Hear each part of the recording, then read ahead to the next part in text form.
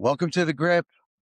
Listen, it's been like almost 2 weeks since I came on. I want to see what happened with this fallout from Live after Mexico, all the drama, all the news that broke. A lot of the reporting turned out to be wrong, but the fundamental basis of it turned out to be right, that the PIF is pulling out of Live at the end of this season. And Scott O'Neill pretty much confirmed that last week or almost 2 weeks ago anyways. So today is just another headline, which was kind of a kick in the dick for Live, like the Indianapolis, my God. The New Orleans event getting canceled, and it doesn't even matter why. It's just bad optics. Like everything, just one after the other. Live just keeps falling. And I try to give the benefit of the doubt to the PIF, to Scott O'Neill, to the leaders, that they're smarter than me. And I know they're smarter than all the keyboard warriors that Live's dead, Live sucks. So they've got to be thinking of some of the basics that we're talking about. There's got to be a plan. And I'm going to assume there is, and maybe there's not. And maybe after Virginia next week, that's it. Live folds up. I just don't know. But I do know that after Mexico, players didn't run for the door. In fact, it was quite the opposite. You had Bryson coming out and saying, as long as Live exists, I will fight for it, because he basically stated he had a responsibility for the young guys and growing golf around the world. And he really bought into the team concept. The manager of Ripper GC, Cam Smith's team, he also came out and said the guys don't want to play anywhere else, and they have faith in Scott O'Neill. David Puig and other players all saying the same thing. So nobody ran for the door. No executives quit. The only person that left was Yasser, who's on the board of directors from the PIF, resigned his spot officially yesterday. So what that does is it opens up for new board seats, and Yasser helped place 2 investment bankers on the Live board. So there's so many things we just don't know. I'm going to talk about a few things, some ideas. And the problem with Live, the biggest problem is they don't have their own media. Like the PGA has the Golf Channel, and then that's created an ecosystem of podcasts that we talk about every week, and they're all feeding and talking to each other. And then, and after that gets so big and snowballs, the mainstream media picks it up with the same talking points as like Brandel Chambly. And so every average Joe is saying the same thing. They're a global economics expert, a sports industry expert, and none of them probably have been to a Live event. I say it every week. I'm a huge fan of Live. It's really shitty if it's gone, because it changed the way I like to watch golf. I love the majors, the competition, the energy. It's at another level. And that's kind of what Live was. I know people say, oh, it's a circus. It's not serious golf. And there's a couple things that have to change on the golf side, but I loved it. I loved the music and the energy and just the amount of shots they show and the team concept, because I understood it. It only takes a minute to really understand it. It's easy to diss it without understanding it. So, but there's all these things that are just unknown. And I think there's bigger problems than just Live without the PIF. They truly did grow the game. Think about it. The Asian tour has become a place where careers are made. The purses were like a couple $100,000, nobody in attendance. And now, because of Live and the PIF investment, they're playing for $2 million. It's producing stars in countries like China and Japan and even Vietnam and Korea. It's given a place for some of the Live guys to go play and work on their game, like Anthony Kim has. And then the PIF also supports the international series, which is like, I don't know how many events, like 4 or 6 big global events. And it was a pretty big deal. That's where AK finished 3rd last year. I think the last one in the fall. And if those are going bye-bye because the PIF is out, it's going to destroy golf across the world. So Live itself might be a little bit bloated with the financing, and the days of the giant contracts might be over, but if it crushes the Asian tour and the international series, it's going to leave a huge vacuum for global golf. And then you're right back where Liv started. So some investors going to be like, there is a lot of people in the world And clearly we see that they like golf in Australia. They like it in South Africa. They like it in Europe. They like it in Hong Kong, right? They liked it in Mexico. And there's probably other markets that aren't even tapped. Now, some people argue the DP World Tour is already doing it. And, LIV is taking their sponsors and, it's a bad competition. And that's just not true. The DP World Tour had 3 events in South Africa right up until LIV was there. It wasn't saturated because look at the crowd that came to LIV, man. An incredible amount of energy and passion from the South African golf fans. And no offense, they weren't at the Nedbank. They weren't at the Joburg Open. They just weren't, because the energy that LIV produces is special. And I think an investor will see it probably a little bit differently than it exists. Nobody wants to burn money to give Bryson $500 million, or the way they bought John Rahm and Brooks Koepka. Listen, the PIF had to do that. You had to make a splash, go big or go home. So the PIF served its purpose. Saudi Arabia gave all this money, got some stars, changed the way golf can be consumed for millions of people, but it just didn't catch on in the US like the PGA Tour. And I guess that is a problem, right? Because you want to be able to work with sponsors and get millions of views so you can sell more sponsorships. But they were engaged in so many other countries that there's a market there. The DP World Tour is broke.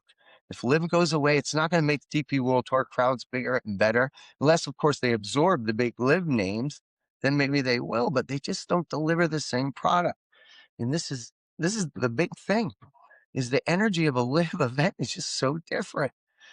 And people in the US, oh God, it's a circus. They wear shorts and music. It's not just about that. It's how much buy-in the players have. They're like a fraternity, the energy, the teams, right? Even the caddies, quality of life is so much higher than it used to be. So there's a family element to the LIV circus, like it or not. And the fans feel it. And then this energy is created. And then if you're a LIV fan like me watching it, you're feeling it. And all of a sudden you can't go back and watch like the Heritage or, the Century or whatever. That's not even here anymore. But there's going to be a market for it. There's never again going to be a market to spend billions of dollars on golf stars to try to grow a tour, because it's already been done.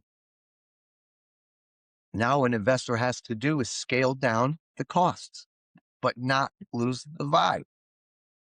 And if the players are truly a fraternity and they're truly bought in to LIV as a concept, then they won't go anywhere. They'll buckle down. They'll give up a few dollars, right? They'll fight with whoever comes in to help support LIV if they truly believe in it. Now, if they don't believe in it, they'll be running for the door. And that's why I waited so long to record this, because I'm waiting for players to run. Brooks Koepka is like an anomaly. His wife had a miscarriage. Alexa, shut down. His wife had a miscarriage. His other child had a tough upbringing from a baby, so he had some real personal problems. He was traveling the other side of the world while his wife was dealing with it by herself at home.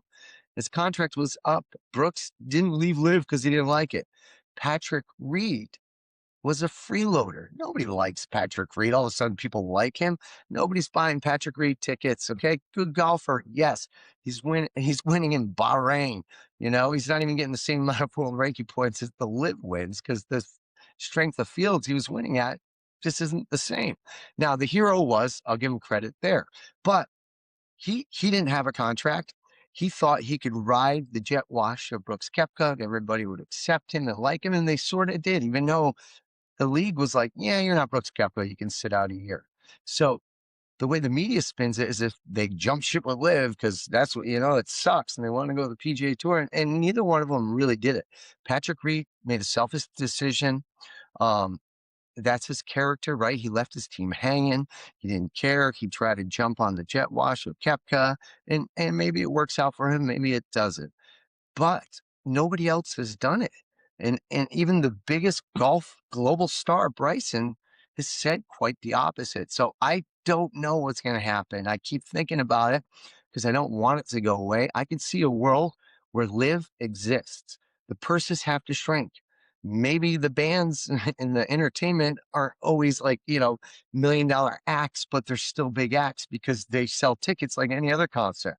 It's like saying that, oh, only concerts can take place in the US. No, you could throw a huge concert of golf fans with world-class golf and sell tickets. We saw it in Hong Kong, we saw it in Mexico, we saw it in Adelaide, and we see it in South Africa. So it's there to replicate. And a new investor would have to come in and say, hey, here's how we're going to make money, save money. We're going to go into Australia and we're going to play 2 events. We're not going to oversaturate it, not a chance.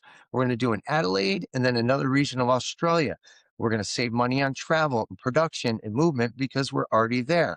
And we're going to make a shitload of money for our investment because on TV, it's a huge hit in Australia and the Asia markets, and maybe only a couple 100,000 in the US, but the rest of the world exists too.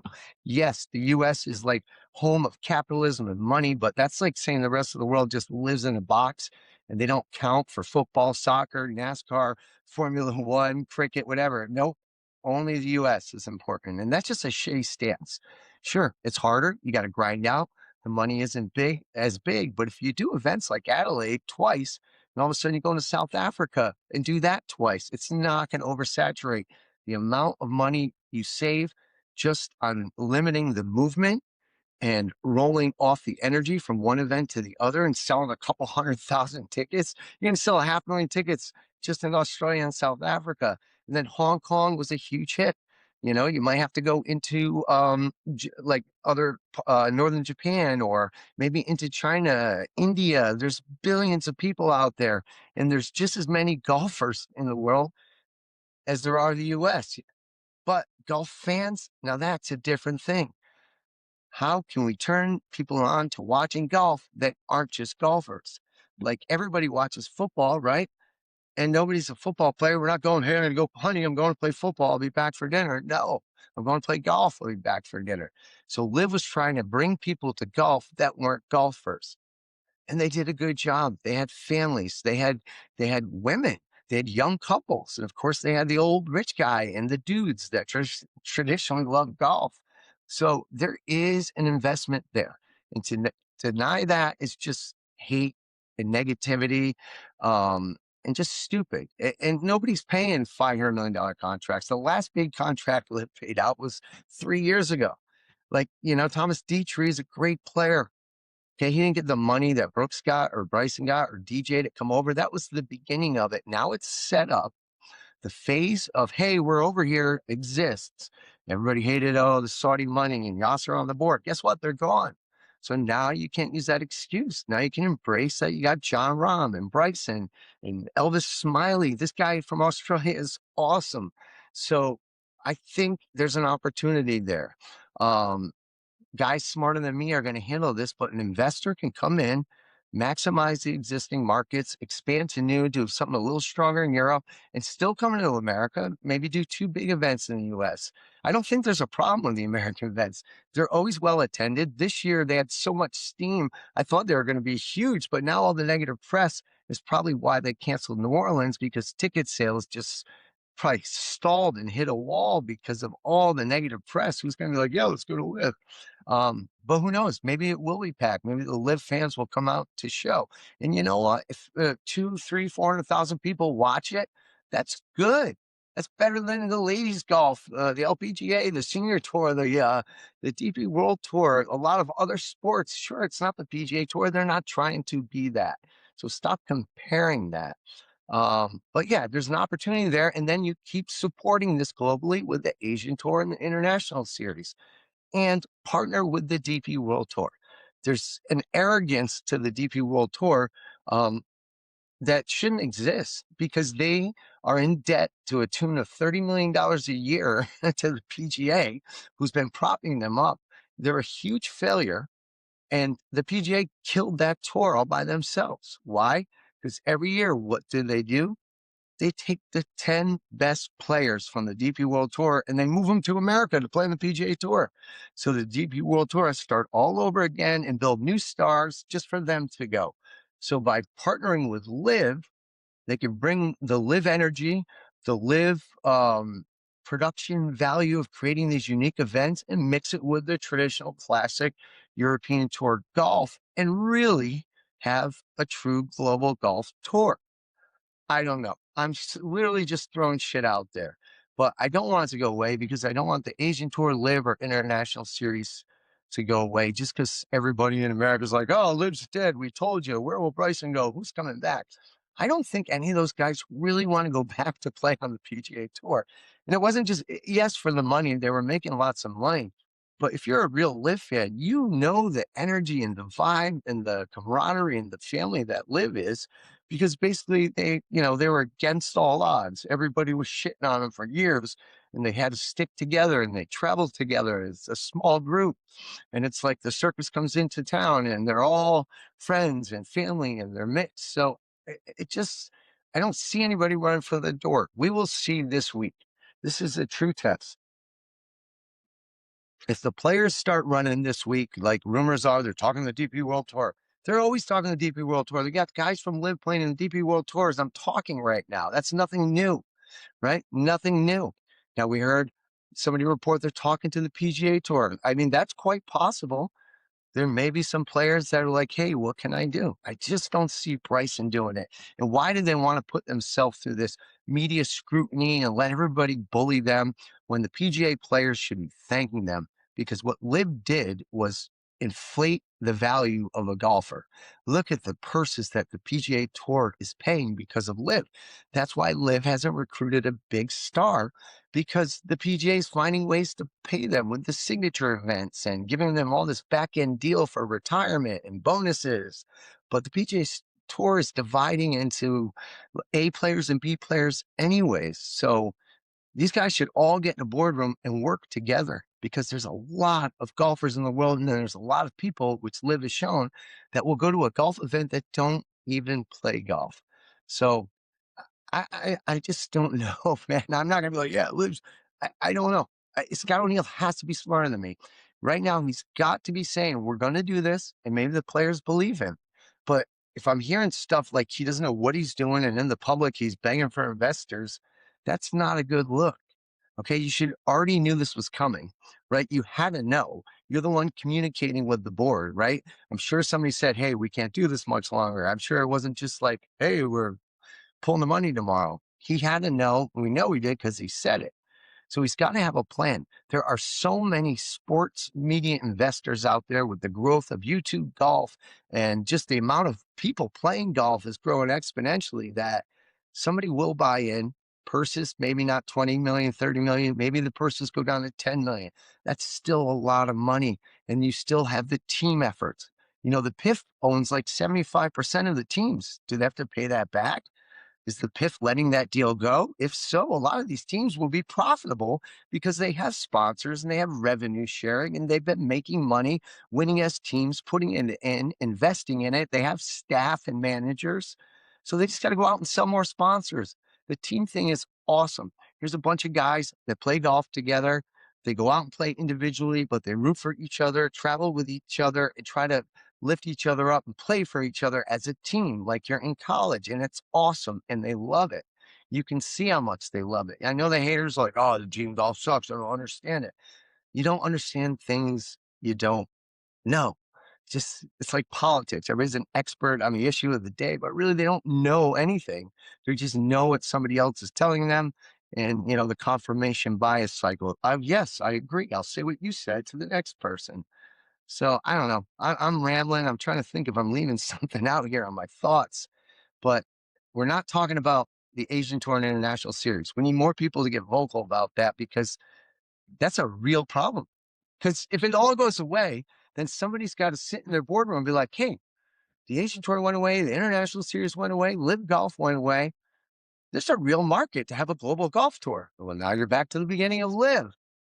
So I got to imagine it's going to exist. And if the players don't start running the next couple of weeks, because wouldn't they? Because if they think they got to sit out a year or two, they would just leave now, right? Why stick around? They stick around because they believe in it. And even if they believe in it and it doesn't work, at least they believe in it. And that's the vibe that makes Live special. But if they all start running for the door and we get another Patrick Reed who just says, fuck you to his team and leaves at midnight, like a guy leaving his company to go work for the competitor, just clean out his desk at midnight. That's what Patrick Reed did. It was so classless, but he's a classless guy. But Liv needs to create a media vehicle going forward. They need to have the global golf network talking about all these global tours, their own personalities, create their own media, have feeder pod media, do more stuff on YouTube. And if you have your own media, you can control the narrative, but you don't. All the golf media is led by the PGA Tour, the Golf Channel, and they got their own radio, their own TV, their own podcast, and everybody feeds off it because they want access to this huge golf market in the United States. So they're all saying the same things, and nobody's sticking up for LIV anywhere. You can't see anybody out right now. Go watch 50 golf podcasts, any golf news, read an article. You're not seeing anybody sticking up because the narrative has already been made. So they need somebody on spin control. They need good PR, and they need to point out, this is what we're doing. Here's our vision. Here's what we're doing. Here's who's along for the ride. And we're in this to win it. And if we fail, we're going to go down trying, And I don't know. We'll see what happens. I'll catch you next time on the grip.